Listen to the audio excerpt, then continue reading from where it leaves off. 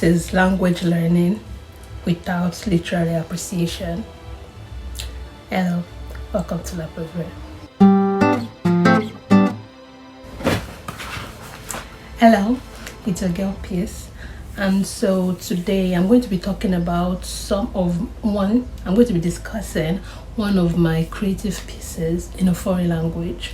If you know me, you know I learn languages, or I'm learning so many languages, and I believe what better way to practice those languages by writing. And as a writer, of course, I'm going to actually produce something out of that. And some of the things I have written are poems. Most of them are poems, because I write long essays and longer pieces, like narrative pieces, in mostly English. I have not gotten that good in writing essays in Korean.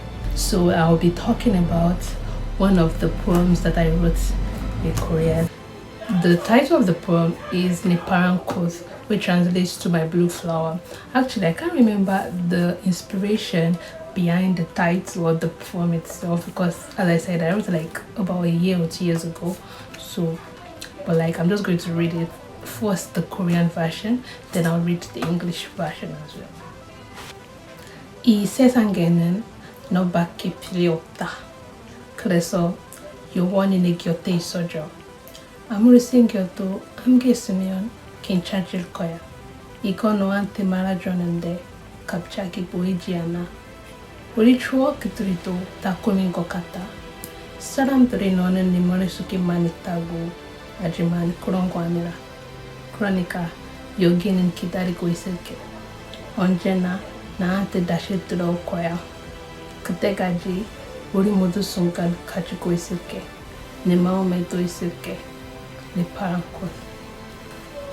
Now to the English translation. In this world, it's only you. So be by my side forever. No matter what happens, as long as you're together, it'll be fine.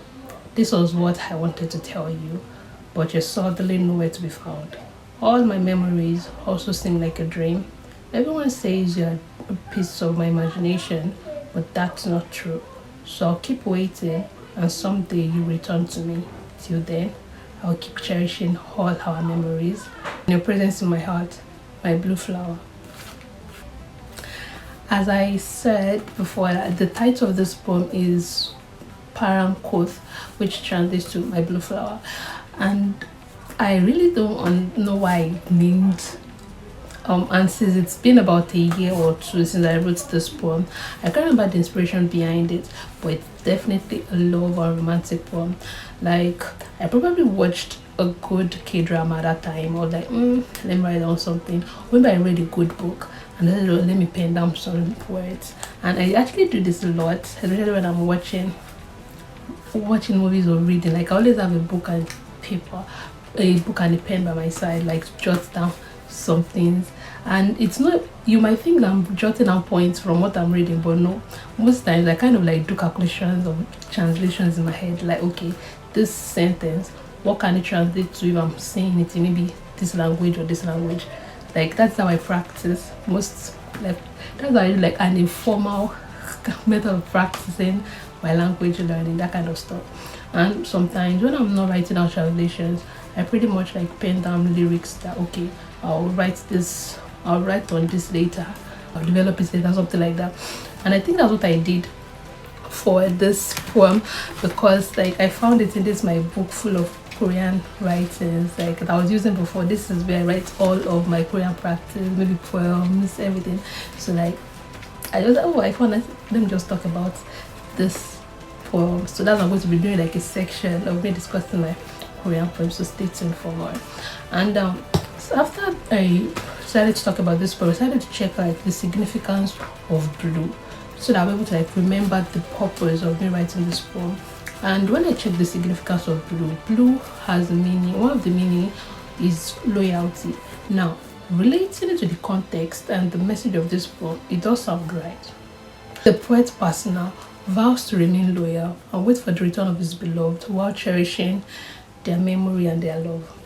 In another sense, it's a tragic poem, because what if the beloved never returns, or worse, because he's dead, or worse, he is not actually real like other people have mentioned, and it's just like a figment of this person's imagination. So what to their head exactly be tragic? Definitely there are so many interpretations of this poem and contrasting themes, but like, what do you think of this poem and what do you think of my opinion about it?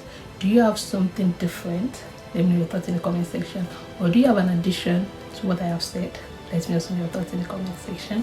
And as I said before, look forward to a new section that I'm going to be doing where I discuss all of my Korean writings and other writings in other languages and poems, both English, Korean, and other poems. So till then, see you in my next episode.